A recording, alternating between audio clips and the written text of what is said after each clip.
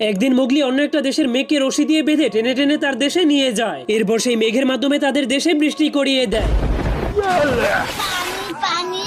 কারণ তাদের দেশে অনেক বছর ধরে বৃষ্টি না হওয়ার কারণে তাদের দেশটা একদমই শুকিয়ে গিয়েছিল।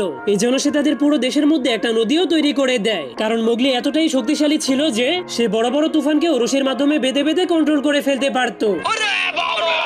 এমনকি তুফানের উপরে বসে বসে বিড়ি তৈরি করে বিজলির মাধ্যমে সেই বিড়িতে আগুন জ্বালাতো। এরপর সেই তুফানকে তার পিছল দিয়ে গুলি করে ভয় দেখিয়ে তার দেশ থেকে তাড়িয়ে দিত। কারণ এই মোগলিকে ছোট থেকেই নেকড়েরা লালন পালন করে বড় করেছিল। এই জন্য সে সবসময় অন্যান্য প্রাণীদের সাথে মিলেমিশে খেলাধুলা করত।